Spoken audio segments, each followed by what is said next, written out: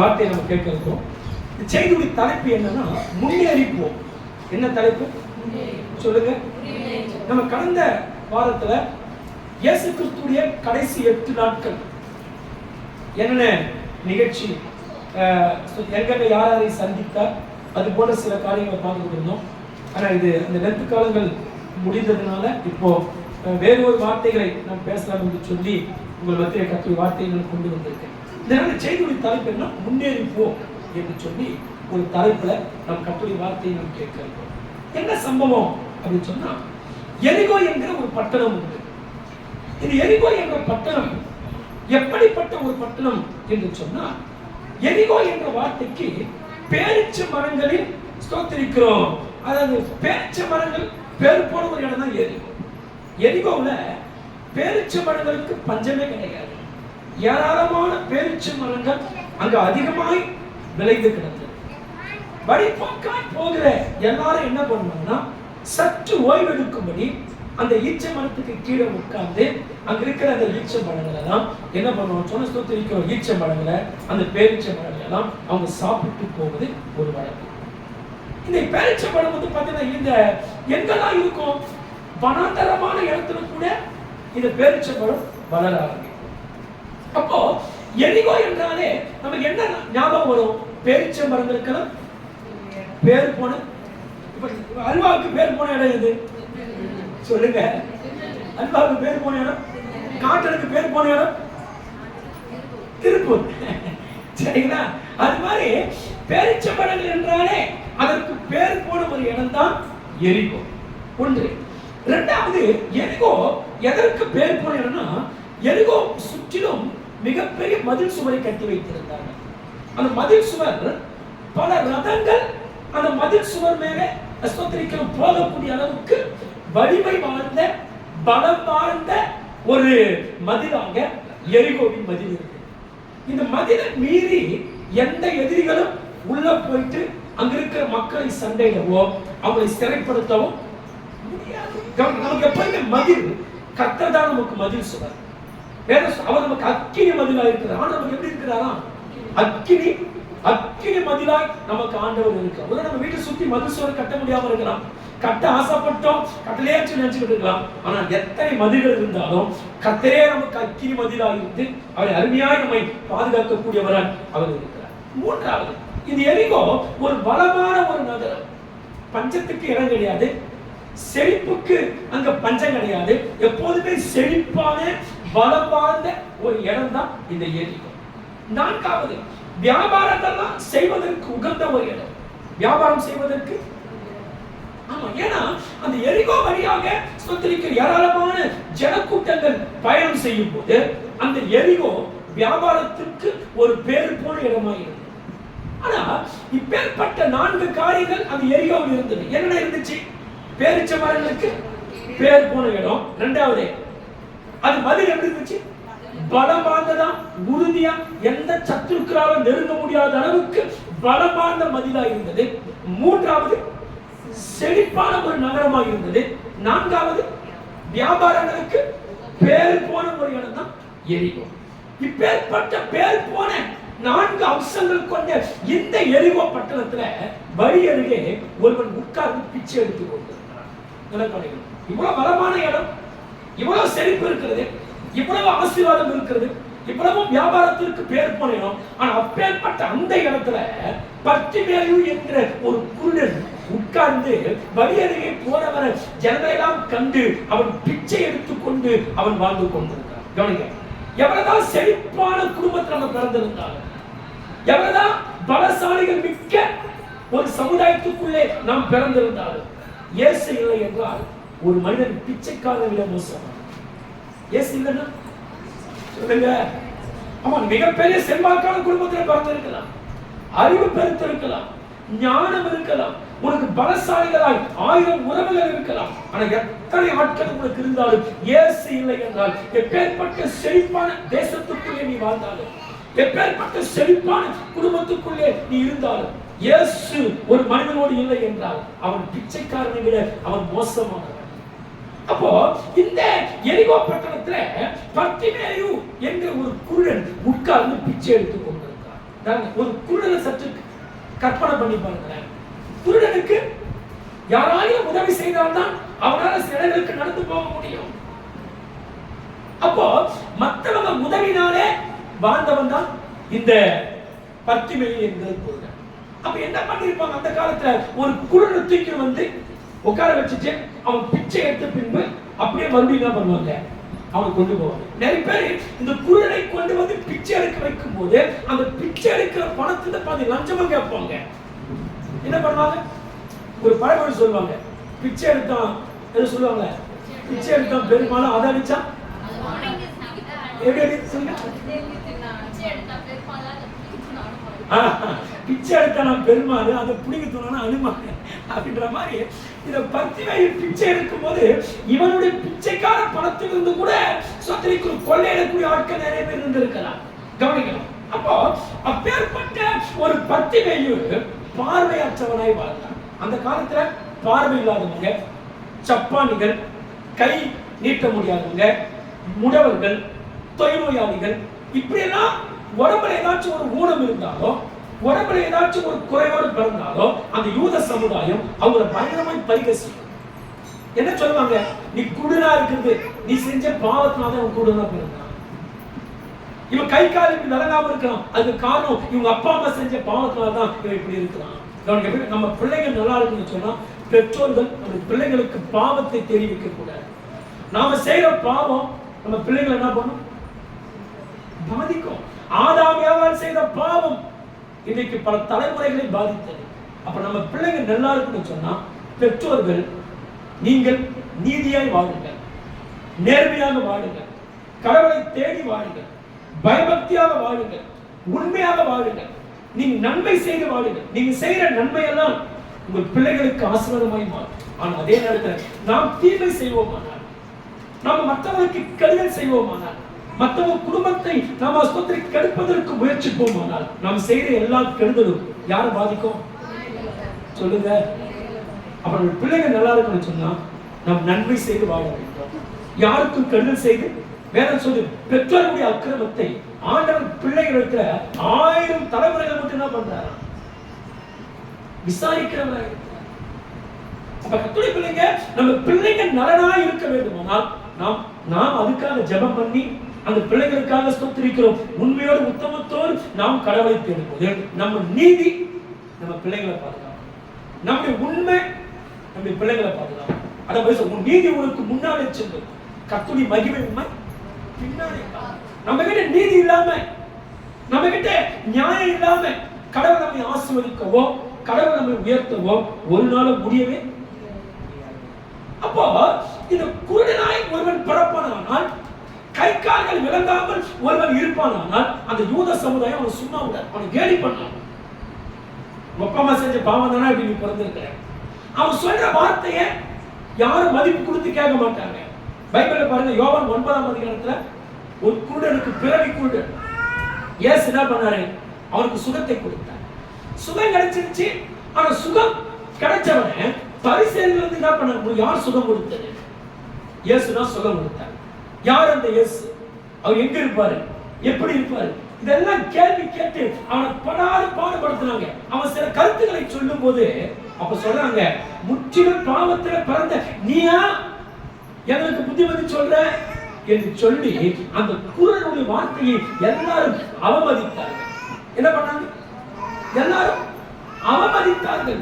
அப்ப என்ன? பாலஸ்தீன தேசத்தை பொறுத்த வரைக்கும் குருடனாய் பிறப்பதோ, சப்பானியாய் பிறப்பதோ, குஷ்டரோகியாய் இருப்பதோ அவங்க சும்மா விட மாட்டாங்க. அவங்க ஒரு சாபக்கேடாவே நினைப்பாங்க, அவன் ஒரு பாவியா நினைப்பாங்க.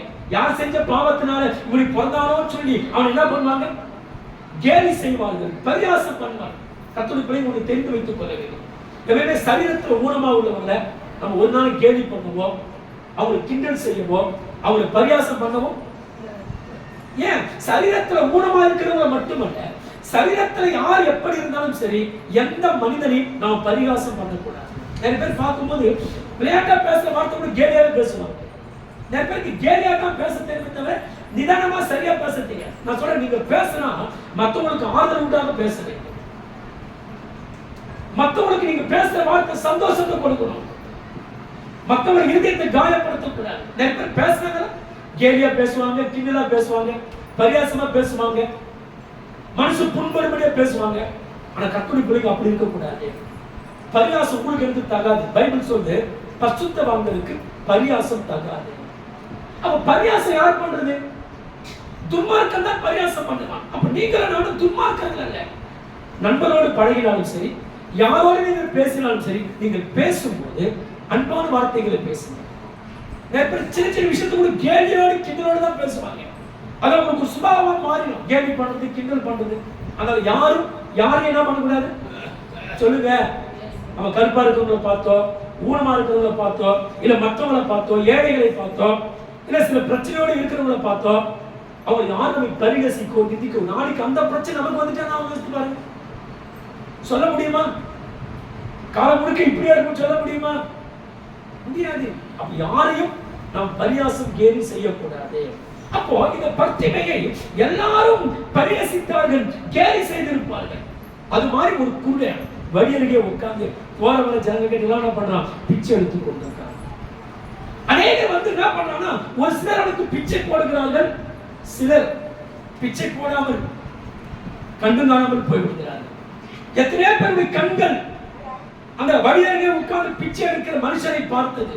ஆனா 1000 கண்கள் அவனை பார்த்தாலும் அந்த 1000 கண்களால் அவனுக்கு எந்த லாபமும் கவனிங்க. இந்த உலகத்தில் நம்மை சுற்றி இருக்கிற அநேக 1000 கண்கள் நம்மை பார்க்கிறார். ஆனா எத்தனை பேருடைய கண்கள் நம்மை நோக்கினாலும் அவர்களால் நம்ம வாழ்க்கைக்கு எந்த லாபமும். ஆனா கர்த்தருடைய கண்கள் நம்மை கண்டால் மட்டும்தான் நம்ம வாழ்க்கையில ஒரு மாற்றம் உண்டாகும். ஆகாரை கர்த்தருடைய கண்கள் கண்டது, ஒரு மாற்றம் உண்டானது. எசேக்கியாவை கர்த்தருடைய கண்கள் கண்டது, ஒரு மாற்றம் உண்டானது. அப்போ கர்த்தருடைய கண்கள் நம்மளை காணும்போது இஸ்ரவேல் ஜனங்கள் எகிப்திலே அடிமைப்பட்டு கிடந்தார்கள், கண்ணீரோடு வாழ்ந்தார்கள். அடிமைப்பட்ட அந்த மக்களை கர்த்தருடைய கண்கள் கண்டதினாலே அடிமைத்தனத்திலிருந்து வெளியே வந்தார். அப்போ எத்தனை 1000 பேர் நம்ம குடும்பத்தை, நம்ம குடும்ப சூழ்நிலையை, நம்மை அநேக கண்கள் கண்டாலும் அதனால சொல்லுங்க ஒரு பிரயோஜனம். அதாவது பாத்துக்கணும், உமது இரக்கத்திற்கு முடிவே இல்லை அப்பா, உமது அன்பிற்கு அளவே இல்லை அப்பா, உமது காருண்யம் என்னை பெரியவனாய் உயரத்திலே நிறுத்தியதே, உமது காருண்யம் என்னை பெரியவனாய் உயரத்திலே நிறுத்தியதே, என்னை உயரத்திலே நிறுத்தியதே. இப்போ எல்லாரும் பார்த்தார்கள், சிலர் உதவி செஞ்சார்கள், சிலர் பரிகசித்தார்கள், சிலர் போய்விட்டார்கள். இப்போ இயேசு கிறிஸ்து அந்த வழியாக புறப்பட்டு வருகிறார். இயேசு அவர் சீடர்கள் புறப்பட்டு ஊழியத்தின் பாதையிலே கடந்து வருகிறார்கள். அதை கவனிக்கணும். அப்படி புறப்பட்டு வரும்போது தாவீதின் குமாரனே எனக்கு இறங்கும் என்று சொல்லி இந்த பர்த்திமேயு சத்தமிட்டு கூப்பிடுகிறார். இயேசு கேட்காதவரை போல திரும்பி போய்விடுகிறார். இவன் கூப்பிட்டான், அவன் காதுகளில் விழுந்தது, ஆனால் கேட்காதவனமாய் கடந்து போகிறார். சில நேரத்தில் கவனிக்க, நம்ம ஜெபிக்கும் போது ஏன் நம்ம ஜெபத்துக்கு உடனே பதில் கிடைக்கல? ஏன் கடவுள் தாமதிக்கிறார்? ஏன் கடவுள் நம்ம ஜெபத்துக்கு பதில் கொடுக்காமல் ஏன் நீட்டிக்கிட்டே இருக்கிறார்? என்ன காரணம் அப்படின்னு சொன்னா, உங்கள் ஜெப வாழ்க்கையை அதிகரிக்கிறதுக்காக, உங்கள் நம்பிக்கையை, விசுவாசத்தை அதிகரிக்க பண்ணுவதற்காக சில நேரங்களிலே நீங்கள் கேட்கிற பதிலை உடனே கர்த்தர் கொடாமல் இருக்கிறார். ஏன் தெரியுமா? எப்போதெல்லாம் கர்த்தர் என் ஜெபத்திற்கு பதில் கொடுக்கவில்லையோ அப்போதெல்லாம் என்னை அந்த ஜெப வீரனாய் மாற பண்ணியிருக்கிறார். அப்போ இந்த பர்த்திமேயு சத்தம் போட்டு கூப்பிடுகிறான், ஆனா ஆண்டவர் கேட்காதது போல. இப்ப ஆண்டவர் கேட்காமல் போகிறாரே, விட்டுலாம் அப்படின்னு சொல்லி விட்டுல, அவன் முன்பு இருந்ததை விட அதிகமா என்ன பண்றான்? அதிகமா சத்தம் போட்டு கூப்பிடுறான். அப்ப கவனிங்க, ஜெபத்துக்கு பதில் கிடைக்காமல் போனாலும் இவன் ஜெப வாழ்க்கை முடங்கி விடவில்லை, அவன் ஜெப வாழ்க்கை இம்ப்ரூவ்மெண்ட் ஆகிக்கிட்டே இருக்கான். அப்போ நிறைய பேர் வந்து பாருங்க, ஜெபத்துக்கு பதில் கொடுக்கலையா அவன் ஜெப வாழ்க்கை முடங்கிடும், சர்ச்சைக்கு வருது ஸ்டாப் ஆயிடும், ஊழியத்தில் பங்கெடுக்கிறது ஸ்டாப் ஆயிடும். ஆனால் இவனுக்கு ஜெபத்துக்கு பதில் கிடைக்காமல் போனாலும் இவன் ஜெப வாழ்க்கை முடங்கி போகவில்லை, இவன் விசுவாசம் முடங்கி போகவில்லை, முன்பு இருந்ததை விட அதிகமாய் ஜெப வாழ்க்கையிலே இவன் கடந்து வருகிறான். அப்ப கர்த்தருடைய பிள்ளைங்க, எந்த சூழ்நிலையும் நம்ம ஜப வாழ்க்கையை எந்த பிரச்சனைகளும் முடக்கி விடக்கூடாது. ஒரு சின்ன கஷ்டம் வந்தா அதுக்கு முன்னாடி நல்லா ஜெபம் பண்ணிருப்பாங்க. இப்ப அந்த கஷ்டம் வந்தோடனே ஜப வாழ்க்கை முடங்கி போயிடும். ஒரு குடும்பத்துல சின்ன மன கஷ்டம் வந்தா, பண கஷ்டம் வந்தா, ஆமா எவ்வளவு ஜெபம் பண்ணி பார்த்தேன் ஒண்ணுமே நடக்கல, அவன் ஜப வாழ்க்கை முடங்கிடும். அப்படி இல்லை, எவ்வளவு கஷ்டங்கள் பாடுகள் போராட்டங்கள் நம்முடைய வாழ்க்கையில வந்தாலும் நம்ம ஜப வாழ்க்கை முடங்கி போக சொல்லுங்க, முடங்கி போக விடவே கூடாது. அப்ப பாருங்க, இது பர்த்திமேயு சத்தமிட்டு கூப்பிட்டான், ஆண்டவர் கேட்கவில்லை. ஆனாலும் முன்பு இருந்ததை விட இன்னும் ஆழமாய் சத்தமிட்டு கூப்பிடு. இது எதை காண்பிக்கிறது? ஆண்டவர் பதில் கொடுக்காமல் போனாலும் இன்னும் ஜப வாழ்க்கையை அதிகமாய் பெருக பண்ணினான் என்பதை காண்பிக்கிறது. அப்ப நாம கூட ஜபத்துக்கு பதில் இல்லாமல் போனாலும் ஜப வாழ்க்கை குறைச்சிக்க கூடாது, ஜபத்தை நிறுத்திவிடக் கூடாது. இன்னும் ஆழமாய் அதிகமாய் நம்ம என்ன பண்ணணும் சொல்லுங்க, அதுதான் விசுவாசம். நம்ம விசுவாசத்தை ஜப வாழ்க்கையில காண்பிக்கணும். விசுவாசம் இருக்கிறவங்க ஜப வாழ்க்கைக்கு முற்றுப்புள்ளி வைக்க மாட்டாங்க. நிறைய பேர் பாருங்க, 2 நாளைக்கு ஜெபம் பண்ணுவாங்க, நடக்கலையா அவதான் போட தலைவிதி, எது நடந்தது நடக்கணும். அப்ப என்ன விசுவாசம் இல்லை. இப்ப எல்லா சீசன்ல வந்து என்ன பண்றாங்க, பக்தனை அதற்றாங்க, நீ அமைதியாரு, கத்தாத, சத்தம் போடாத அப்படின்ற மாதிரி எல்லாம் கத்துறாங்க. பைபிள் சொல்லி எவ்வளவு பேர் அவனை தடுத்தாலும் அவன் ஜப வாழ்க்கை மட்டும் தடுக்க சொல்லுங்க. எல்லாரும் அதற்றாங்க, ஏன் பேசுறேன்னு சொல்லி அவனை சத்தம் போடுறாங்க. எத்தனை பேர் சத்தம் போட்டு அவனை அதட்டினாலும் அவன் ஜப வாழ்க்கையை யாராலும் கண்ட்ரோல் பண்ண முடியல. அவன் சத்தமிட்டு அவன் இயேசுவை கூப்பிட்டு கொண்டே இருக்கிறான். அப்ப நம்ம வாழ்க்கைக்கு எத்தனை சட்டங்களை போட்டாலும் நம்ம ஜப வாழ்க்கை யாராலும், தானியேல் பாருங்க, எருசலேமில அடிமைத்தனத்துக்குள்ள போகும்போது அவன் ஜெபிக்க கூடாது என்று சட்டம் போட்டார்கள். ஆனா ஜப வாழ்க்கை யாராலும் என்ன பண்ண முடியல சொல்லுங்க, யாராலும் தடை செய்யவே முடியல. அதே மாதிரி நம்ம வாழ்க்கையில் கூட ஆராதனைக்கு வருவதை யாரும் தடுக்க கூடாது. எத்தனை தடைகளை போட்டாலும் அந்த தடைகளை மீறி நம்ம ஆராதிக்க வேண்டும். ஜெபிக்கிறதுக்கு 1000 பேர் தடை செய்யலாம். சனி எப்ப மாற முக்காடு போட்டு அழுது எடுக்குது குடும்பத்துல சொல்லலாம். எத்தனை சனிகள் சொன்னாலும் நம்ம என்ன பண்ணக்கூடாது, ஜப வாழ்க்கையை சொல்லுங்க. ஆமா, தடை வராதபடிக்கு நாம் ஜெபிக்கக்கூடியவர்களாய் இருக்க வேண்டும். அப்ப என்ன பண்றான் இவன், இப்படியாய் ஜெபிக்கிறான், நல்லா கவனிக்கிறான், தொடர்ந்து இவன் வேண்டிக் கொண்டே இருக்கிறான். விசுவாசம் இருந்துட்டா அவங்க தொடர்ந்து ஜெபம் பண்ணிக்கிட்டே இருப்பாங்க. விசுவாசம் இல்லாத என்ன பண்ணுவாங்க, நான் நாளைக்கு ஜெபம் பண்ணி பார்ப்பாங்க, கடையில ஒண்ணு என்ன பண்ணுவாங்க, தூக்கி போட்டு போய் கவனம் இருப்பாங்க. அது சரியான விசுவாசம் இல்லை. விசுவாசம் இருக்கிறவங்க தொடர்ச்சியாக காரியங்களுக்காக ஜெபித்துக் கொண்டே இருப்பார்கள், சோர்ந்து போகாம ஜெபிப்பாங்க. அதான் லூக்கா 18ஆம் அதிகாரத்தில் இயேசு கிறிஸ்து சொல்றார், சோர்ந்து போகாமல் ஜெபம் பண்ணுங்க. அந்தபடியே தம்மை நோக்கி இரவும் பகலும் கூப்பிடுகிறவர்களாகிய தம்மால் தெரிந்து கொள்ளப்பட்ட விஷயத்தில் நீடிய பொறுமையோடு இருந்து இரக்கம் செய்யாமல் இருப்பாரா? சீக்கிரத்தில் என்ன பண்ணுவாரு, இரக்கம். அப்போ எவ்வளவுதான் தடை வந்தாலும் இவன் ஜப வாழ்க்கை தடுக்க முடியவில்லை. தொடர்ந்து விண்ணப்பம் பண்ணி கொண்டே இருக்கான். தொடர்ந்து விண்ணப்பம் பண்றவங்க நிச்சயமாக பதிலை பெற்றுக் கொள்வார். ஆனால் ஒரு பிள்ளைக்காக தொடர்ந்து ஜெபித்தால் அவர் ஜபத்தை கர்த்தர் கேட்டார், பலனை கொடுத்தார். வேற சகயம் எலிசபெத் தொடர்ந்து என்ன பண்ணான்னு சொன்னா ஒரு பிள்ளைக்காக ஜெபிச்சாங்க, வயசாகி போச்சு. ஆனாலும் அவங்க தொடர்ந்து ஜெபித்த ஜபத்துக்கு கர்த்தர் என்ன பண்ணாரு, பதில் கொடுத்தார். அப்போ நம்முடைய ஜபம் தொடர்ந்து ஒரு மனிதன் ஜெபிப்பது எதை காட்டுகிறது, அவனுடைய விசுவாசத்தை காட்டுகிறது. எதை காட்டுது, நீங்க திடீர்னு ஜபத்தை விட்டீங்கன்னா உங்களுக்கு விசுவாசம் போச்சுன்னு அர்த்தம். ஆனா ஒரு காரியத்தை நீங்க தொடர்ச்சியா நீங்க ஜபம் பண்ணிக்கிட்டே வருவீங்கன்னு சொன்னா அதை பெற்றுக்கொள்ளக்கூடிய விசுவாசம் உங்களுக்குள் இருக்குனால தான் நீங்க தொடர்ந்து ஜபம் பண்ணிக்கிட்டு இருக்கீங்க. அப்ப இந்த பர்த்திமேயுடைய விசுவாசத்தை பாருங்க, தொடர்ந்து ஜெபித்துக் கொண்டிருக்கிறான். காரணம் என்ன, அவனுடைய விசுவாசம். அவன் ஒரு நாளும் அவன் எழுந்து போகவில்லை. கவனிங்க, இப்போ இவன் ஆண்டவர்கிட்ட என்ன எதிர்பார்க்கிறான் அப்படின்னா, இயேசு கிறிஸ்து ஏதாச்சும் ஒரு பிச்சை போட்டு போவாரு, கூட இருக்கிற சீசர்லாம் ஏதாச்சும் ஆளுக்கு 10 ரூபாய் போட்டு போவாங்க. அப்படிப்பட்ட நோக்கத்தோடு இயேசுவை இவன் எதிர்பார்க்கவில்லை. இயேசுவிடத்தில் ஏன் இவன் சத்தம் போட்டு கூப்பிட்டான், இயேசுவின் பணத்துக்காக அல்ல, இயேசுவையே தனக்கு சொந்தமாக்கி கொள்ள கூப்பிட்டான். கவனிங்க, அதாவது ஆண்டவர் கரத்திலிருந்து வர நன்மைகள் நமக்கு பெரிதா, இல்ல அந்த நன்மையை கொடுக்கிற கர்த்தர் நமக்கு பெரிசா? சொல்லுங்க, எது நமக்கு வேணும்? ஏன்னா கர்த்தரை அல்லாமல் நன்மை பெற்றுக் கொள்ள முடியாது. நான் சொல்லுவோம், கர்த்தரையும் நன்மையும் பிரித்து பார்க்க முடியாது. கர்த்தரையும் ஆசீர்வாதத்தையும் பிரித்து பார்க்க முடியாது. கர்த்தரையும் பிரச்சனை சமாதானத்தையும் ஒரு மனிதன் பிரித்து பார்க்க முடியாது. கர்த்தர் இருக்கிற இடத்துல சமாதானம் இருக்கும், கர்த்தர் இருக்கிற இடத்துல சந்தோஷம் இருக்கும். அப்போ இந்த வழிபோக்கனா இருந்த பிச்சைக்காரன் இயேசு ஏதாச்சும் உதவி செய்வார் என்று எதிர்பார்க்கவில்லை. எனக்கு அந்த இயேசுதான் வேண்டும் என்று இவன் சரியாக புரிந்து கொண்டான். ஏதுமா இயேசுவை பற்றி கொண்டால் அவர் மூலமா எல்லா நன்மைகளும் சொல்லுங்க. இவன் நன்மை மாத்திரம் பெற்றுக் கொண்டு போனா ஒரு நாளைக்கு அனுபவிப்பான், அப்புறம் முதலாம போயிடும். ஆனா இயேசுவையே பிடித்துக் கொண்டான் காலகாலமா நன்மைகளை அனுபவிப்போம் என்பதற்காகத்தான் அந்த இயேசுவையே இவன் பற்றி கொண்டான். தாவீதின் குமாரனே எனக்கு இரக்கம் என்றான்.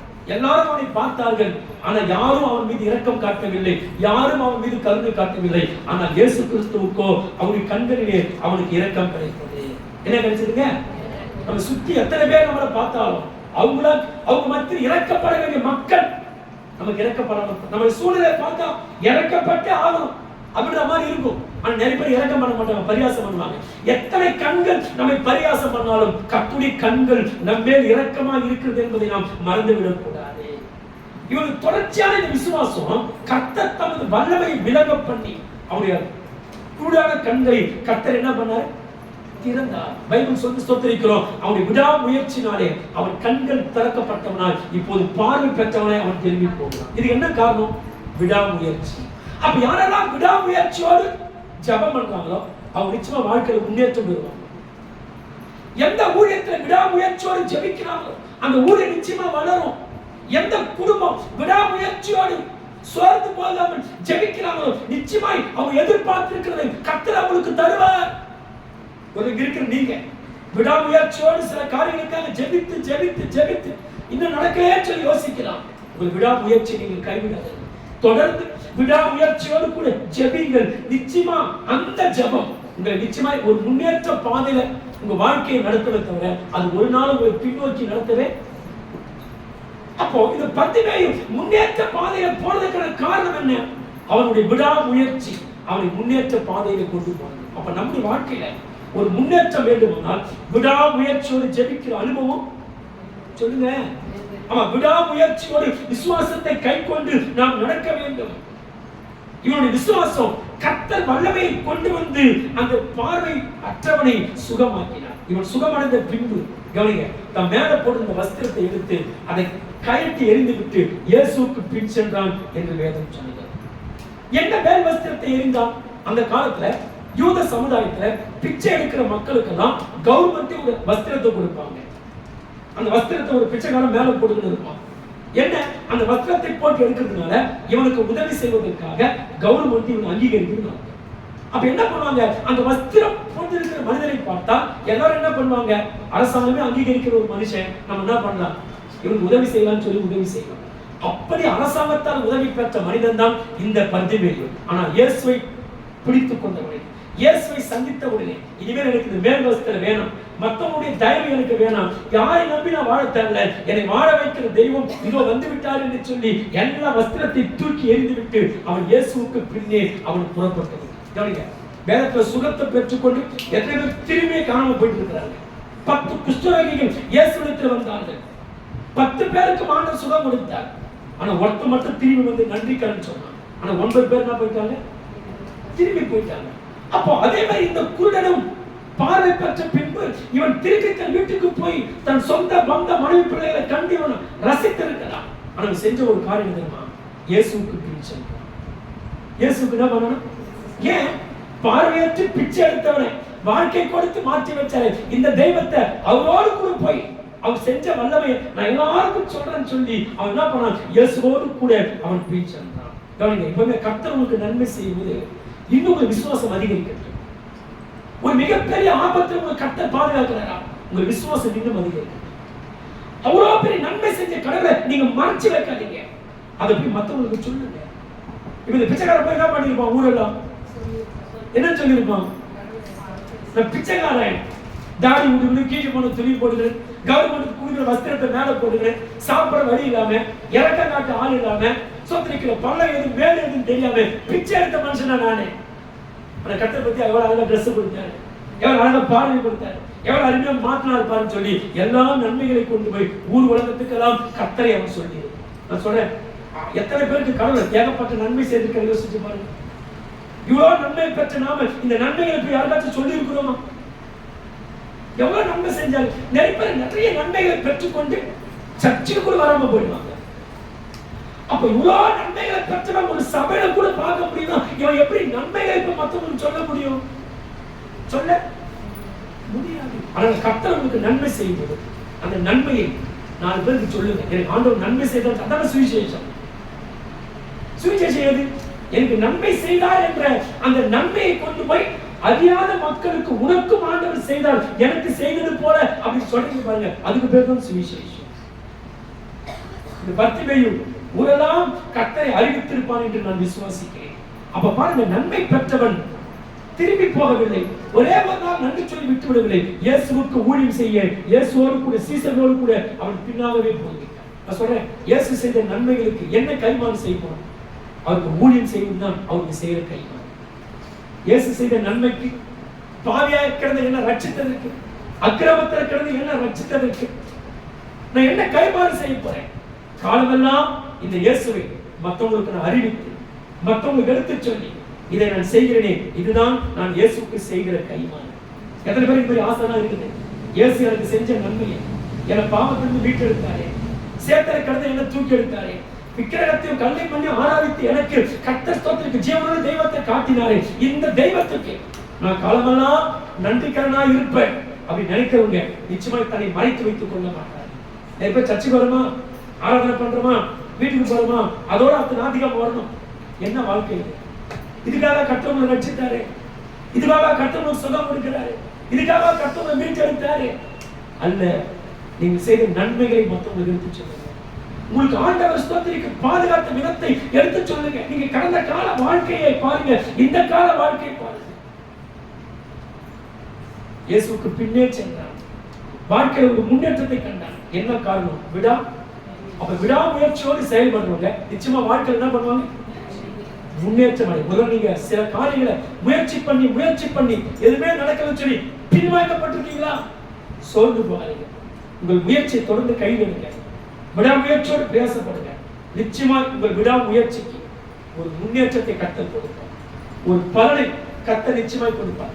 விடாமுயற்சி உள்ளவனை கர்த்தர் நிச்சயமா வெட்கப்படுத்த மாட்டார். விடாமுயற்சியோடு நிற்கிறவனை கர்த்தர் ஸ்தோத்திரிக்க அவமானப்படுத்த மாட்டார். அவன் பிரயாசத்திற்கு தக்க பலனை கர்த்தர் என்ன பண்ணுவாரு? சொல்லுங்க. என்ன தலைப்புல செய்தி பார்த்து சொல்லுங்க. முன்னேறி. யார் முன்னேறி போனது? புண்ணிய வாழ்க்கையில் வந்த முன்னேற்றத்துக்கு காரணம் அவன் எங்க இருந்தான்? பேரிச்ச மலையில் பட்டணமா எரிகோவில் இருந்தான். இரண்டாவது எரிகோ இப்பேற்பட்ட சிறப்பு பெற்றது. சொல்லுங்க. பேரிச்ச மலையில் பட்டணம். இரண்டாவது மதிகள் சூழ்ந்த அரணிப்பான ஒரு பட்டணம். மூன்றாவது செழிப்பான பட்டணம். நான்காவது வியாபாரங்களுக்கு பணத்துக்கும் செழிப்பான ஒரு இடம் தான் இது. ஆனா இப்பேற்பட்ட இடத்துல உட்கார்ந்து என்ன பண்ணிக்கிட்டு? அது அர்த்தம் என்ன?